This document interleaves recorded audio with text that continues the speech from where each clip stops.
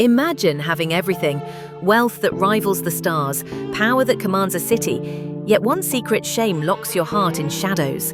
In Warri's vibrant heart, Ochuko ruled an empire, but a hidden truth drove him to a dangerous pact with a river spirit. What curse held him captive? What price would he pay for love? Dive into a tale of passion, pride, and mystery that will grip your soul. Could you face your deepest fears for love? In the vibrant heart of Warri, where the Niger Delta's rivers whispered ancient secrets and palm trees swayed under the weight of timeless tales, Ochuko reigned as a titan of wealth. His empire, oil ventures fueling the city's pulse, tech startups dazzling investors, and sprawling farms feeding thousands made him a legend. His mansion, perched on a hill overlooking the river, gleamed with marble floors and chandeliers that rivaled the stars. Yet, beneath his tailored suits and confident smiles, Ochuko carried a secret that gnawed at his soul. His manhood, small and inadequate, was a silent curse, a wound no wealth could heal. It had driven him to a life of celibacy, a vow forged in shame after years of failed romances. Until Neka, a radiant bank teller with a smile like dawn, entered his world and turned it upside down. Ochuko's path to celibacy was paved with heartbreak. In his younger years, he was a charmer, his wealth and charisma drawing women like moths to a flame. His first love, Margaret, was a fiery university student with dreams of becoming a lawyer. Their romance was electric: late-night drives along the river, stolen kisses under mango trees, and promises of forever. But when intimacy loomed, Ochuko's confidence crumbled. The first time they were alone, Margaret's gentle touch turned to hesitation, then silence. "It's okay," she said, her voice tight with unspoken disappointment. The next day, she stopped answering his calls. Ochuko's heart shattered, not from her rejection, but from the pity in her eyes. Then came Jessica, a sultry entrepreneur who matched his ambition. Their dates were extravagant: private jets to Lagos, dinners at rooftop restaurants. But when passion led them to a candlelit hotel room, Jessica's laughter, sharp and unintended, cut deeper than any blade. "Oh, Ochuko," she said, covering her mouth. "It's not what I expected." He drove her home in silence, her apologies ringing hollow. She faded from his life, leaving whispers that spread through Warri's elite circles. The final blow was Temi, a quiet teacher who seemed to love him for his heart. Ochuko thought she might be different, that her kindness would overlook his flaw. But after their first night together, her gentle suggestion, "Maybe we can work around it," felt like a death sentence. Humiliated, Ochuko swore off love. He built walls around his heart, channeling his pain into his empire. Women became business associates, friends, or distant admirers, never lovers. Celibacy was his armor, and he wore it proudly, convincing himself he needed no one. At 35, Ochuko had everything except peace. His days were filled with board meetings and contracts, his nights with restless thoughts of what could have been. One humid afternoon, he stepped into Warri's grandest bank to oversee a transaction. Behind the counter stood Neka, her name tag catching the light. Her braided hair framed a face both fierce and tender, her eyes sharp with intelligence. When she spoke, her voice was a melody, warm and teasing, as she processed his paperwork. "Mr. Ochuko, you don't need to come here in person," she said, a playful smile tugging at her lips. "Your assistants could handle this." He leaned closer, drawn to her ease. "Maybe I like the personal touch." Neka raised an eyebrow, unfazed. "Or maybe you're just bored." Her boldness startled him, then made him laugh, a rare, genuine sound. He returned the next day, then the next, each visit stretching longer than necessary. Neka's wit matched his, her laughter a balm to his guarded heart. But winning her was no easy feat. When he asked her to dinner, she tilted her head, sizing him up. "I don't date customers," she said firmly. especially not ones who think money buys everything. Ochuko was stunned. No one had refused him so bluntly. "It's just dinner," he pressed, his charm faltering. "And then what?" Neka countered, her eyes narrowing. "You shower me with gifts until I forget who I am. I've seen men like you, Mr. Ochuko." Her words stung, but they intrigued him. Neka wasn't swayed by his wealth, and that made her a puzzle he couldn't resist. For weeks he persisted, small gestures at first, like bringing her favourite coffee to the bank, learning her love for jollof rice and old Nollywood films. He listened to her stories of growing up in a modest village, her dreams of opening a community centre for children. Slowly, she softened, but not without testing him.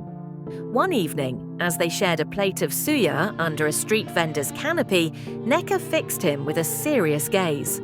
"Why me, Ochuko? You could have anyone." He hesitated, his secret lurking in the shadows. "Because you see me, not my money." She studied him, then nodded. "Fine, one date, but if you try to buy me, I'm gone." Their first date was at a riverside restaurant, the water reflecting the moon like a mirror. Neka wore a simple yellow dress that made her glow, and Ochuko couldn't take his eyes off her. They talked for hours about her childhood, his businesses, their shared love for Warri's vibrant chaos. When she laughed, it was as if the world paused to listen.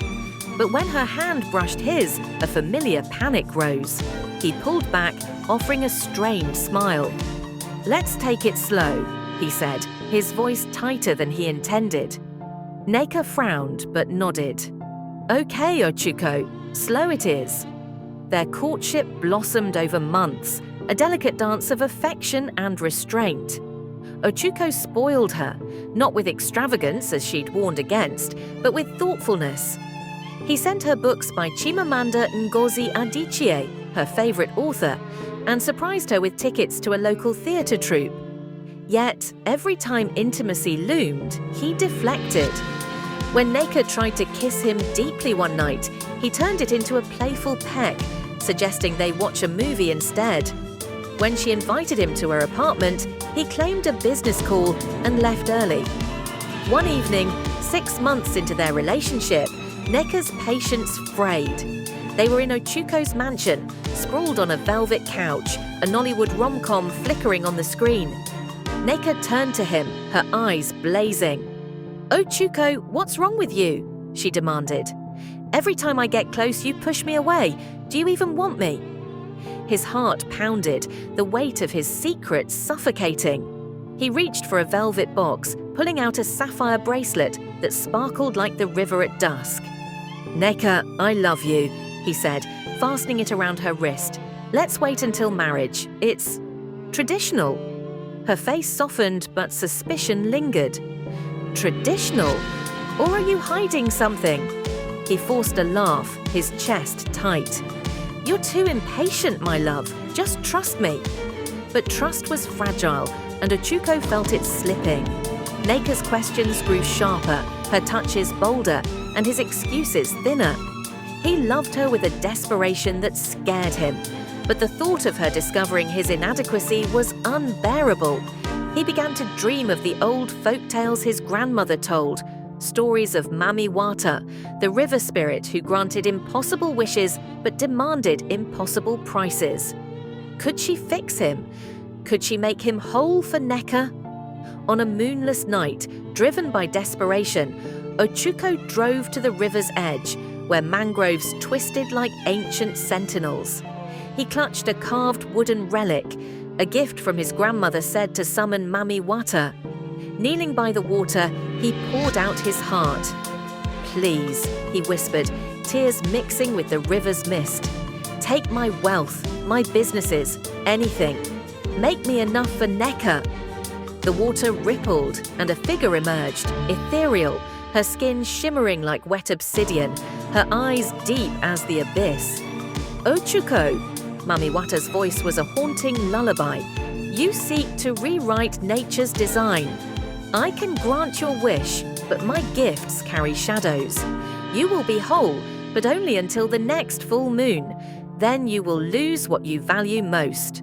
Ochuko's breath caught. A month was enough. He could marry Neka, love her fully, and face the consequences later.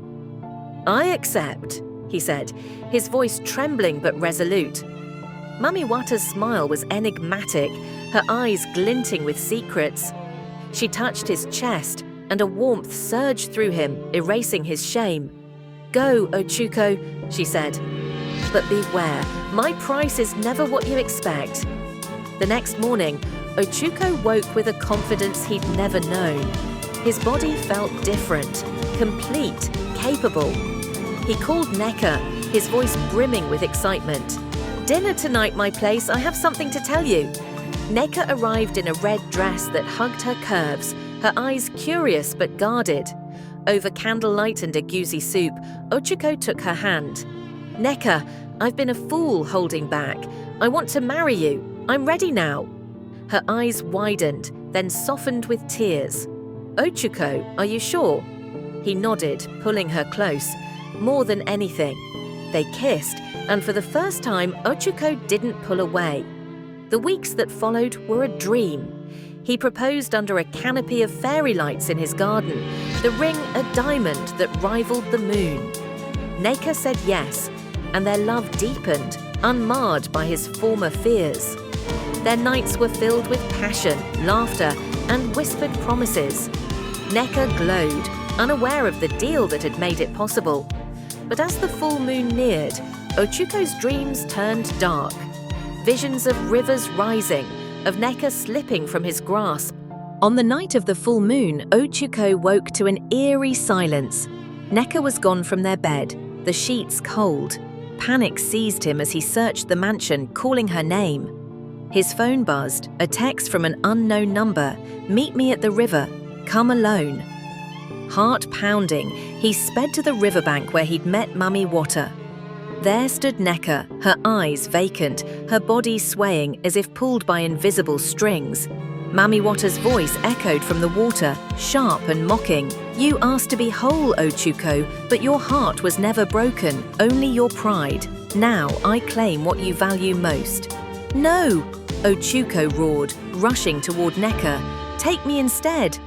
Neka blinked, her gaze clearing. "Ochuko, what's happening?"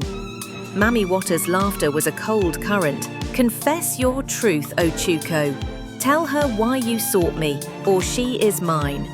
His knees buckled, shame flooding back.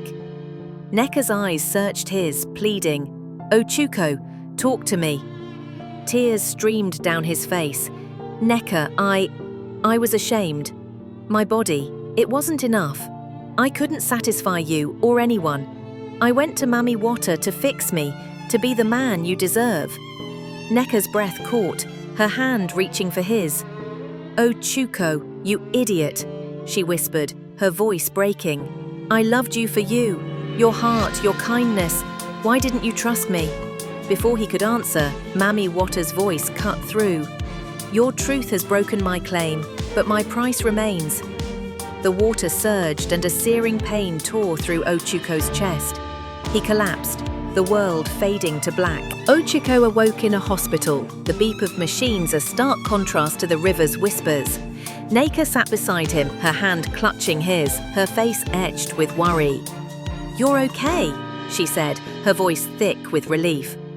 "You had a heart attack, but you're here." He tried to speak, but his throat was dry. "Neka, what happened?" She brushed a tear from her cheek. "You were screaming my name by the river. I found you collapsed. And your businesses, Ochuko, they're gone. Stocks crashed, partners pulled out. Everything's gone." The weight of Mami Wata's price settled over him. His empire, built over years, was dust. But Neka's hand in his was warm, real. "I don't care about the money," she said fiercely. "I never did. I only want you." For the first time, Ochuko believed her. His shame, his pride, had been his true curse, not his body. As they embraced, he realized the unpredictable truth. Losing everything had stripped him bare, revealing the only thing that mattered, Neka's love, untainted by wealth or secrets. In the months that followed, Ochuko and Neka rebuilt their lives, not in a mansion, but in a modest home by the river. He started a small tech consultancy, using his knowledge to mentor young entrepreneurs. Neka opened her community center, her dream coming to life with Ochuko's support. Their love grew stronger, rooted in truth and trust. One evening, as they sat by the river, Neka rested her head on his shoulder. "You know," she said softly, "I'd have loved you no matter what. Big or small, rich or poor, you're enough, Ochuko." He kissed her forehead, his heart full. "I know that now." The river flowed on, carrying away the shadows of his pride. Mami Wata's price had been steep, but it had given Ochuko something greater, a love that saw him, truly, for the first time. Moral of the story: true love transcends flaws, and pride can blind us to what matters most. Trust in love, for it is the only wealth that endures.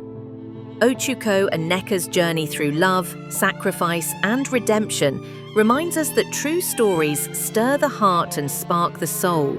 Don't let this tale end here. Share it with someone who needs its magic. Subscribe to cee-c Folktales. Turn on notification bell to dive into more captivating African folktales and epic stories that inspire. Drop your thoughts in the comments. Tell us how this story moved you. Join our growing community of storytellers and dreamers. Hit that subscribe button, share your voice, and let's keep the stories alive together.